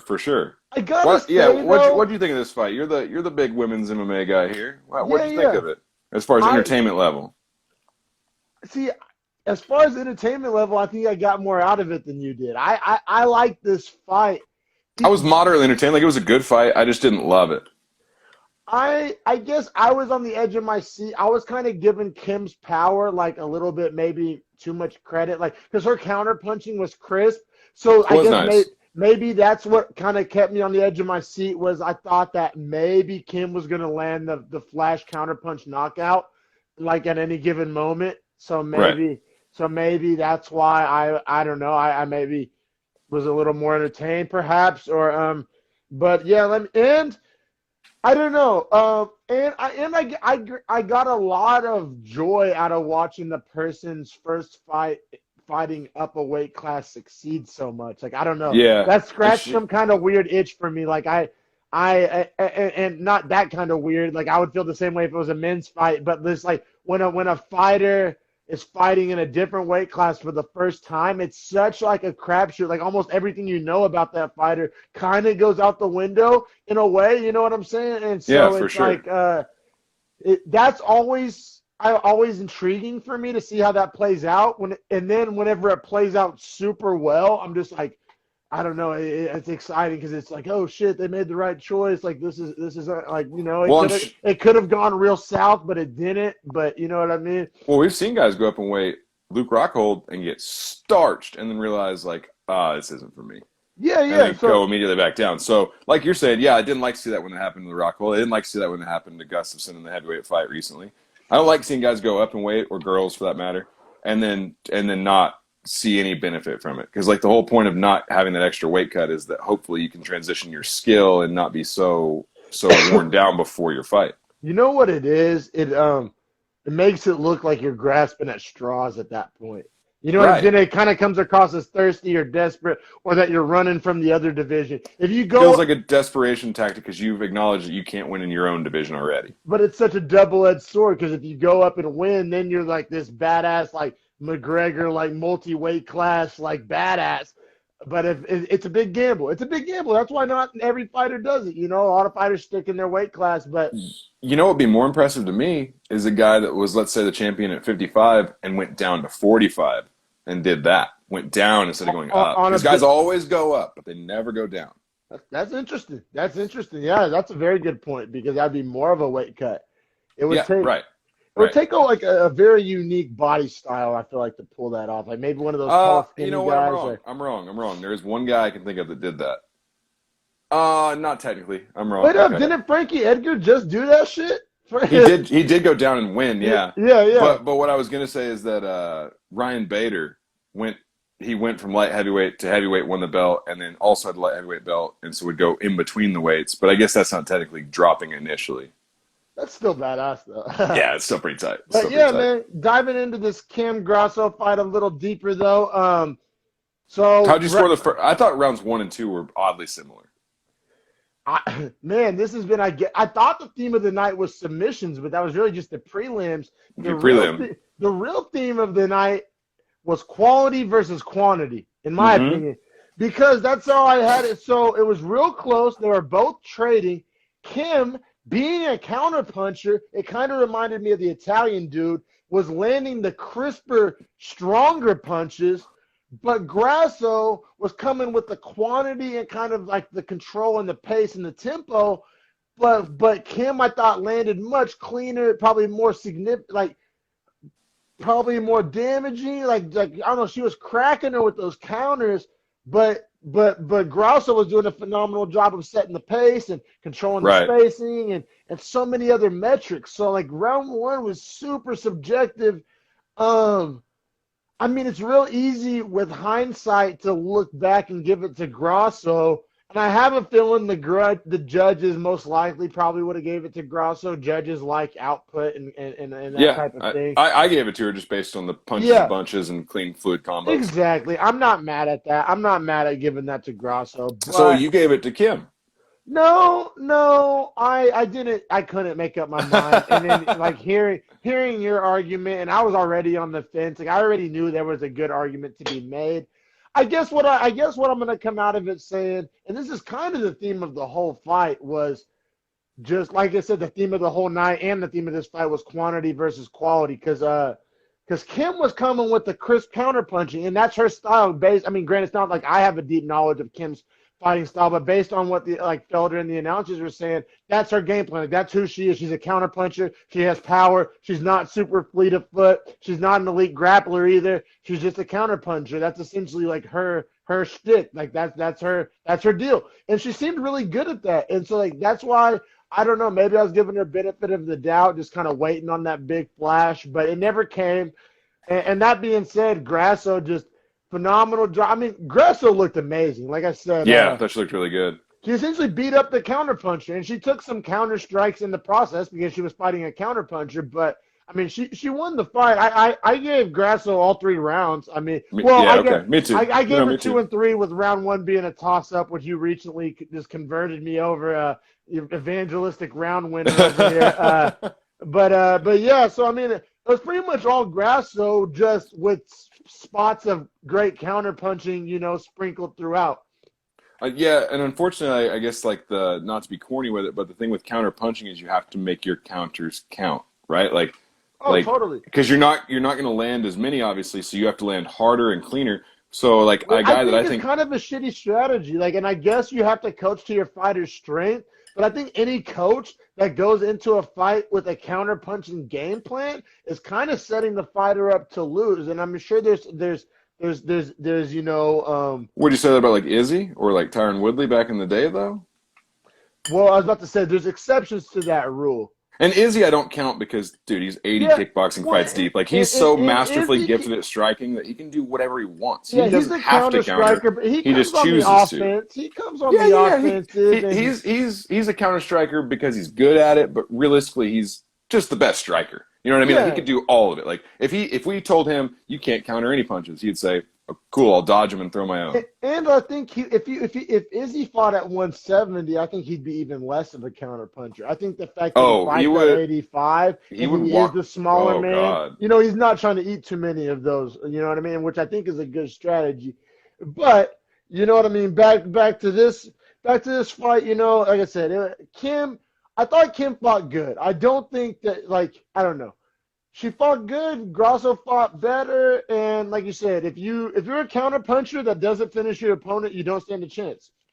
Yeah, yeah. And That's that was the story of the night. If going into the night your whole strategy is counter punching and you don't get the knockout, you're essentially just conceding the win. Which is yeah, why I think that's a dog shit strategy. That's like yeah.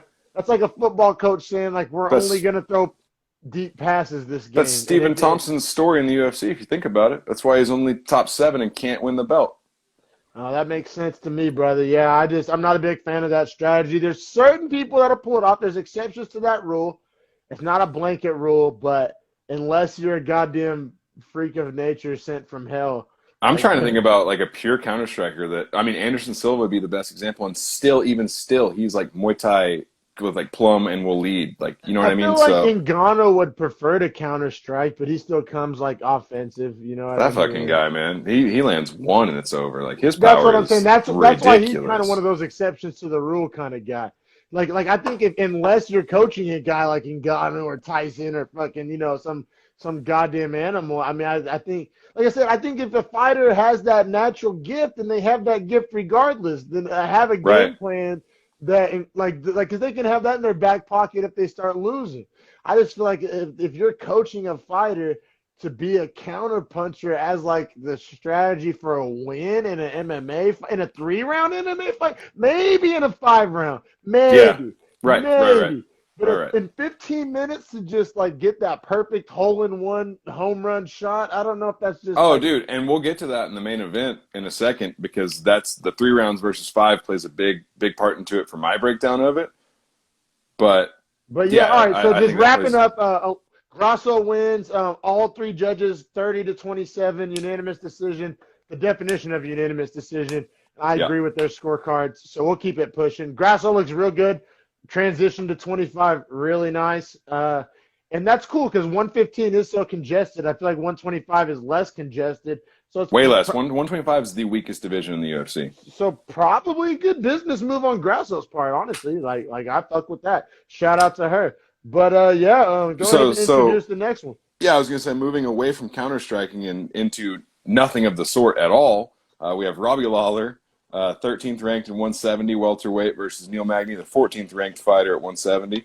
Magny was a big betting favorite coming in, and it I got gotta, shown why. It got shown why. oh yeah, I gotta say though, and it kind of pokes a hole in my argument because of how it went down. But this Mr. Rankings McGee over here, I love the matchup. Yeah. You're like 13, 14. It makes sense, man. Makes This is sense, what we should be brother. seeing. Yeah, This is God and then I'm a this is the fucking matchup we asshole. all wanted. Fuck me. But yeah, dude, so much. So my notes on the first round though, man, are literally that they spent more than half the round in a deep shot defense drill from wrestling, which is like where Lawler has his head in between Magny's legs. They spent 3 minutes in that position with Lawler just holding onto a leg and eating rib shots from Magny. Man, I was so uninterested after the let first me round. ask you something, man, because this is what I was thinking about. I'm gonna go a little more macro here because the micro of the breakdown isn't that interesting. Mm-mm. Do you think? Long story short, folks, Lawler got dominated all 3 Just rounds. all 3 rounds, Like, and literally more of the same every single round. so this was my question I walked away with, bro, and I want to hear your take. Do you think the UFC has come so far technique-wise since Lawler's heyday? Or do you think it's just the fact that Father Time caught up, is undefeated. Obviously, the real answer is some combination of the two. But I want, like, if you had to, like, pin the tail on the donkey, if you had to select the culprit, because that's what I couldn't make up my mind. Like, is Lawler that much worse than his prime, or has MMA come so far since then, and he's like stuck running the triple option in the spread in the spread football world? You know what I'm saying? Like, that's what I can't make up my mind. I think the way I look at it is like, if Robbie Lawler's like a 1970s like Mustang, let's say, right, like a Shelby or some shit like that, and then you put him next to a Tesla today, not only is the Tesla better as far as the quality that it's putting out, it's actually faster too. So the one thing that you'd think Lawler had, which like for comparison's sake, is like his power or his punching power or whatever advantage you give him here. Yeah, I think the sport and the technology or the technique of the sport has evolved to a point where like he's appreciated for what he was and where he brought it to. Yeah. But he's more a stepping stone than he is participant. That's why I use that triple option fucking analogy, because Barry Switzer and them boys fucking destroyed the world with that triple option. Wishbone. Yeah, and now the spread, or for a while the spread destroyed, but now it's like pro style. But what I'm saying is now the only people running the triple option is goddamn Army and Navy, and when they play an elite school, it's obvious. And that's but also Army and Navy are overpowered too. So that really does make this the perfect analogy for this fucking fight, because I feel like Lawler was outgunned just as far as the youth but as far as just like the evolution of the sport, I feel like he was left in the dust as well. He just looked like a goddamn throwback out there. Also, shout out to Nick. I actually agree with that comment that Robbie Lawler is a brawler. Like, he needs you to get into trades with him, and he needs you to sling and throw. And there were a couple times you noticed where he got pressed up against the cage, and he was waiting to throw a high left kick to try and head kick Neil Magny and surprise him. Yeah, Didn't surprise him. But that's just not what the sport is anymore. That's like throwing Hail Marys on third and six. It's like, that doesn't make any sense, you know? MMA is like the low level. We talk about it all the time, the depths. We watch unranked women's strawweights with just elite, versatile technique. So if you're just trying to just be fucking, 2008 UFC, stand in the pocket and trade, like, there's just like I said, that just looks outdated and just looks like the triple option to me. I feel like Robbie Lawler was running the triple option out there, in my opinion. Also, this is one of the other things I thought about as well. Robbie Lawler has fought for so long and has such a like legit history and trains at ATT, like legit camp. How the fuck does he not defend a takedown better, man? Every time Magny got over-unders or got a body lock, he instantly dropped Lawler to the ground. Like, and then Lawler couldn't. And I'll be real, we've spent a lot of time discussing Lawler, but let's discuss Magny, man, because just flawless game plan, execution. Execution was on point for Magny. Execution, which sounds so boring in coach speak, but in a fight, it's the hardest thing to do because you're in chaos. It's like war. Like that's why the Navy SEALs are so exceptional. They're able to like operate a specific mission in utter chaos and there's a standard that they're always on regardless of the situation around them. And that's how an MMA fight is. Like an MMA fight game plan can either be the most hollow words ever spoken by man, or it can win you the fight. It's literally one or the other, and it's usually not in between. Exactly, bro. And like that, and so like let's not understate Neil Magny's ability to execute that game plan. Yeah, I will say Magny seemed way, way, way more comfortable, just as far as like on the ground in any sort of clinch or grappling situation. He wanted to be there way more than Lawler did. Yeah. But when they were striking, I didn't feel like Magny, and actually in the third round, he showed that he was not afraid to stand and strike with Robbie Lawler whatsoever. No, I mean, he had him at like all three phases, right? So it's like on the feet, he had the reach and distance advantage and probably even the technique advantage. And then like in the clinch, he was like leveraging that length to like into like Muay Thai length.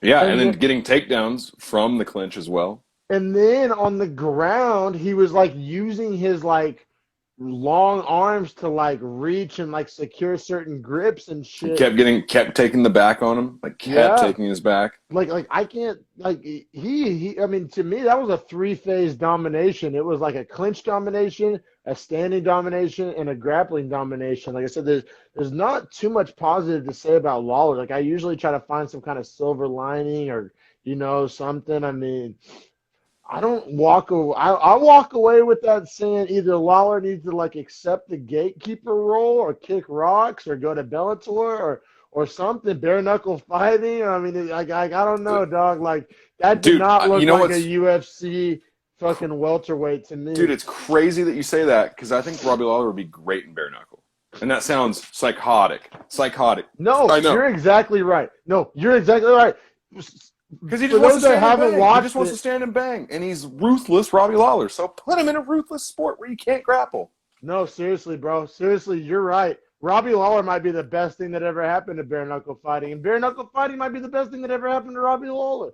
But I'm just saying, like either that or just like accept your gatekeeper role, be the new Alex Caceres, fucking fight people on their debuts or fight. You know what I'm saying? Be a Dude, gatekeeper. I don't know, man. The fact that we're even talking about bare knuckle being the next best move for Robbie Lawler probably shows that the UFC is coming to an end for that guy. He looked like shit. Yeah, his Like, body looked physically like shit compared to how he normally looks too. like I was disappointed as fuck. Like all three rounds for Magny. Like, sorry, we're not getting super technical with this breakdown, and we're kind of shitting on Lawler, but it's just like I mean, he just got beaten every all three facet. Like for rounds. anyone that wants to Exactly. hear it, like Magny just literally was throwing legs in when he wanted, taking his back when he wanted. When he wa- I guess like, I guess the things Robbie Lawler did were defend rear naked choke, didn't get knocked out.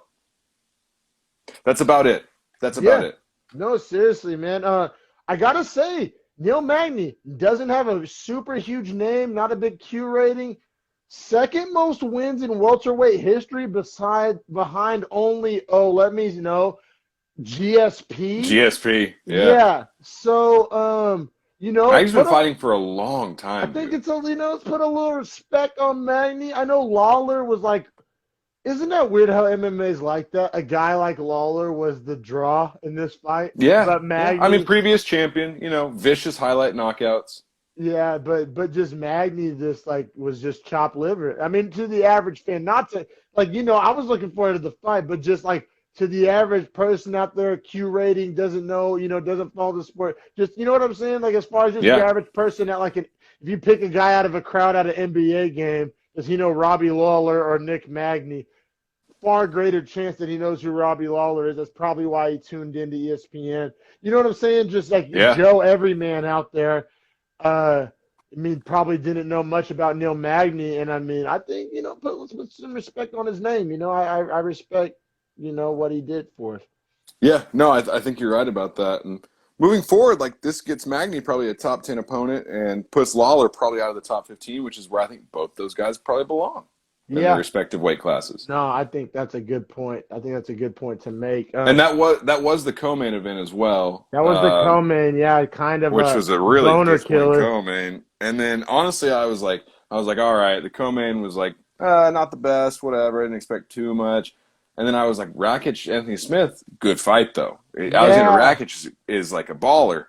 Not the best fight to watch. I mean, it was great in the sense that like if you want to watch a guy get built into potentially a title challenger, this is a great fight for Aleksandar Rakic as far as like understanding his skill set and seeing what he can do. Nasty leg kicks. Those leg kicks were a game changer. I'm so glad you brought like I don't know. It's almost like if the ref would have stood them up quicker, I think it would have been a TKO by leg kicks. Like that's how effective Rakic's leg kicks were.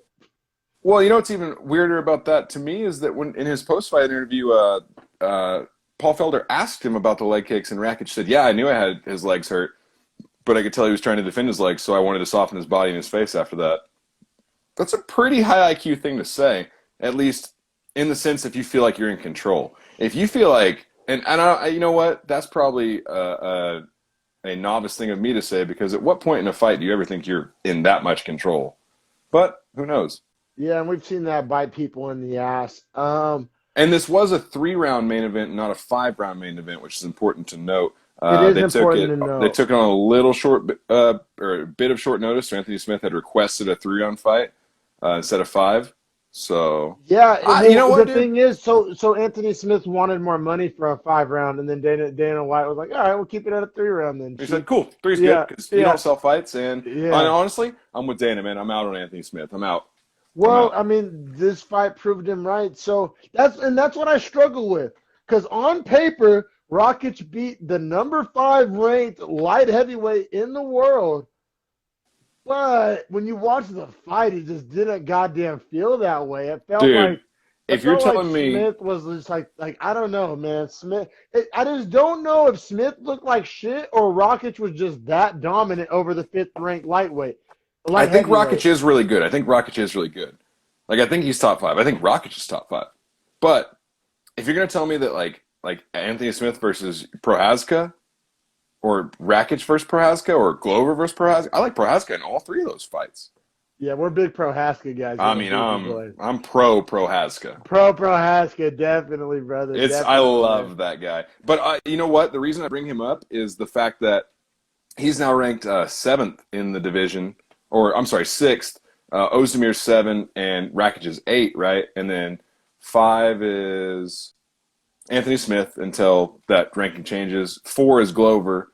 So like for And me, then Glover fights pretty soon, right? I Or am think I so. tripping? Yeah. I'm No, I pretty think sure you're he right. fights like here in these next couple of announced cards. But my question is, with there not being a champion, Thiago Santos number 2, Dominic Reyes obviously is number 1. He's going to fight Blachowicz, who's number 3. I think that Rakic should fight. I think Thiago Santos, man. I know that sounds crazy, but What's if you Santos beat rank? 5, 2. So if you beat 5, you should fight 2 next probably, and then you get the winner, or you get to fight the next champion. Like the winner of Blachowicz Reyes fights the winner of Rakic Santos. Makes sense to me. Makes sense to But me. also Prohaska has his name in the hat or in the ring, right? But he only has that 1 win, so he probably needs to get another win Yeah, yeah. himself. But Prohaska, I'm so do you honestly fight? shocked they gave Prohaska 7, to be honest. Well, he I beat number think 7, yeah, but I mean he's pretty new. I don't know. super new. I feel you. But I just 27 3-1's his record, so legit record Oh, and he's a fucking just stud athletically. He passes the eye test for goddamn sure. for sure. And he sells tickets, I would assume, or buys pay per view or whatever you want to call it, in the sense that he is a weird fight style. Yeah, yeah. So yeah, Nick agrees that yeah. So I agree with you, Nick, that Santos lost that in a split decision, but like if he's healthy the whole fight, he probably beats John Jones. So like Santos is a beast, and I don't know if you want to throw him one of these guys yet, but you also I saw someone tweet Rakic versus Prohaska next.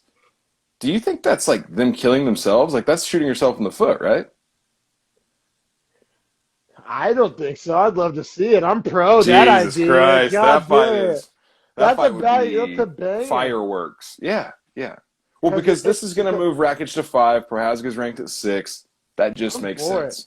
I'm for it. They can fight for whatever. I'm sure that there are probably countries probably have beef from like the Cold War still probably or some shit. They can do a little proxy war in the octagon.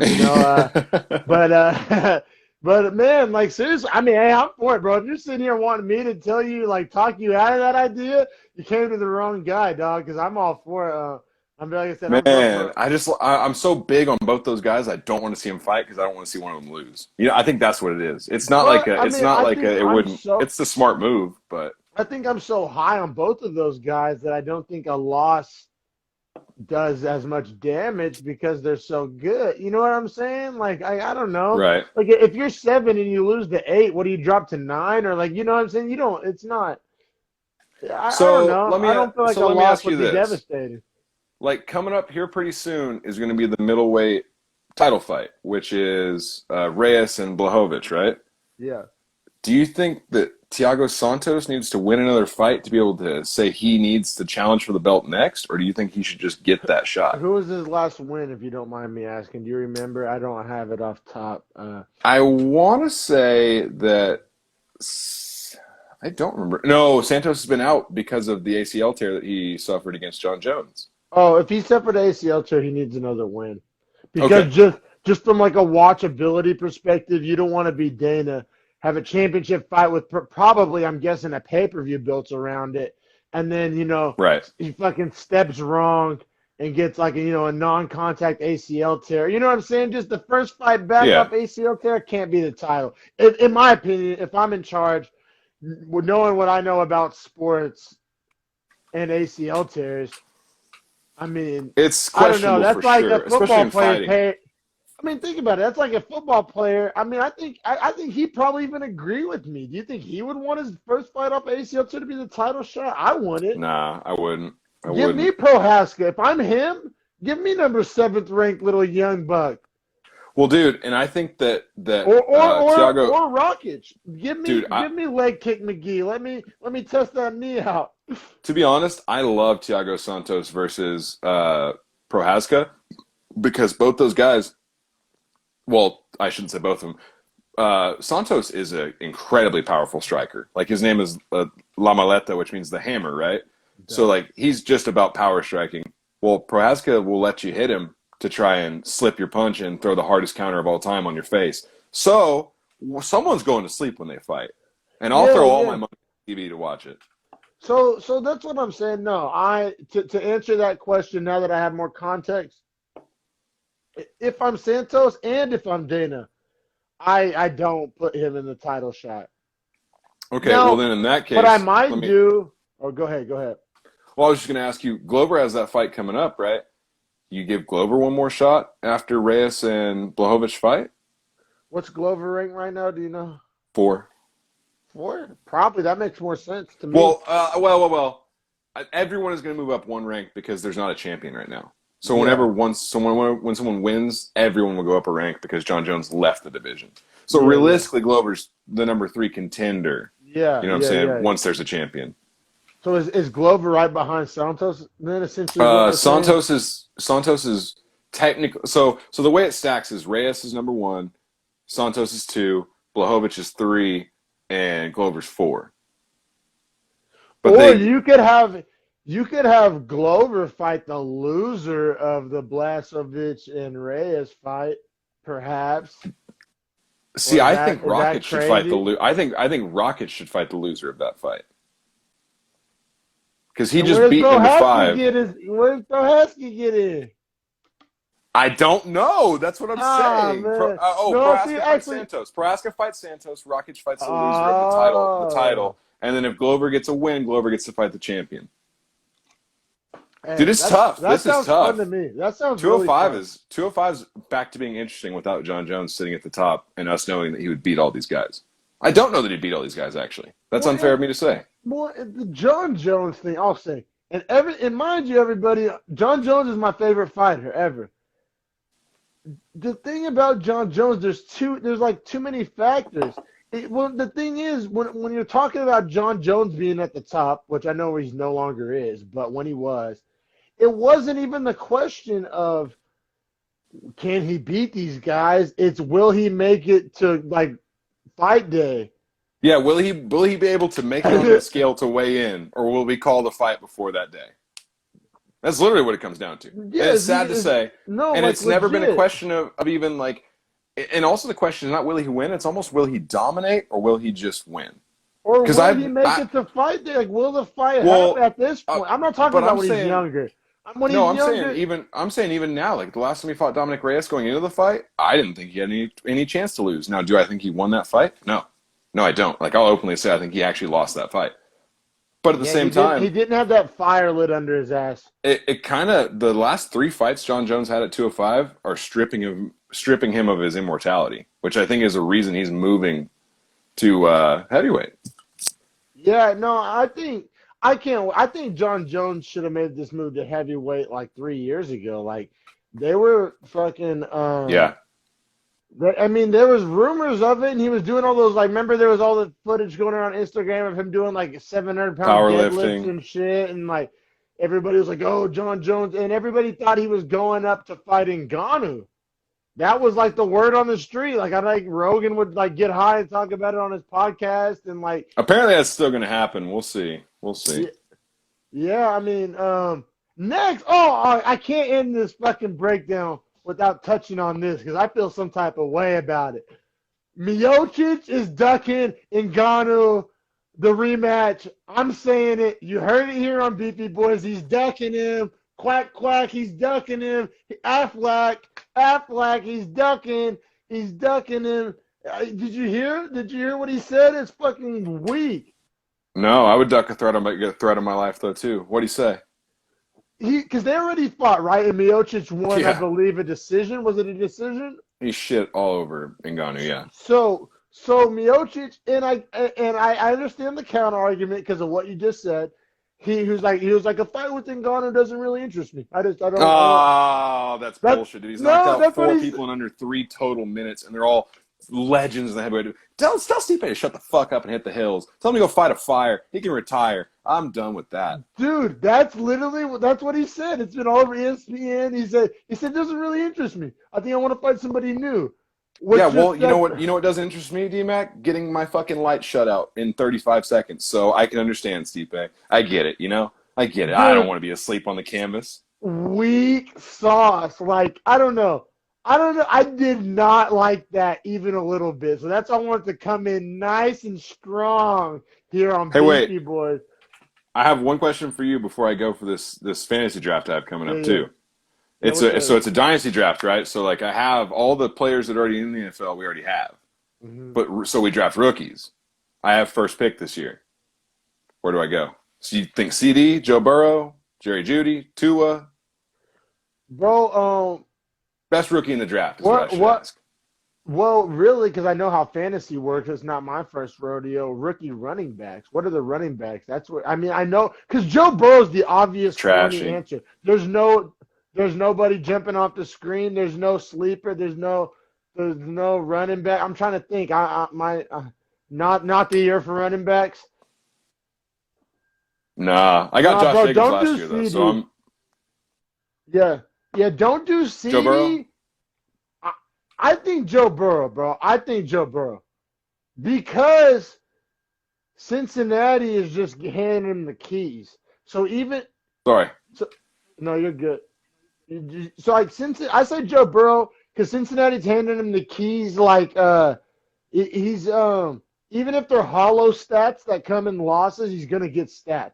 They're gonna throw him bubble screens because he's a rookie. You know what I'm saying? They're gonna Joe Mixon's a great receiving running back. Yeah, that's a good point. I don't know. I think he's gonna get stats. Now they may be like Matt Stafford, like hollow stats that don't result in wins, but I think Burrow will put up stats. Typically running backs, like some rookie running back pops and puts up monster numbers, but that's like impossible to predict who that person's gonna be because it's usually because of injury or whatever. So I feel you. And then CD, I just feel like there's you know what I'm saying? He's splitting catches with Michael Gallup. There's Amari Cooper. They just gave Amari $100 million. If you don't think he's the primary receiver, fuck off. Even if he shouldn't. Yeah. You know what I'm saying? So I love CD, and I'm definitely stockpiling his rookie cards. But as far as fantasy numbers in year one. Now, I think maybe like in 2 years or whenever Gallup hits free agency and they tell him to fuck off, then I think you'll see a jump in CD's numbers. But I think as of now, rookie year, I don't know. I want to take CD over Burrow. But the real question is Tua, though. Because I'll let you know how it goes. I got to go because I'm the first pick, so I'll let you finish up the breakdown. But no, Vegas it's all good. No, Beefy Boys 13. Beefy Boys 13, UFC Vegas 8. Thanks for your time. Good luck with your draft, brother. Thanks for your time, man. Love it, bro.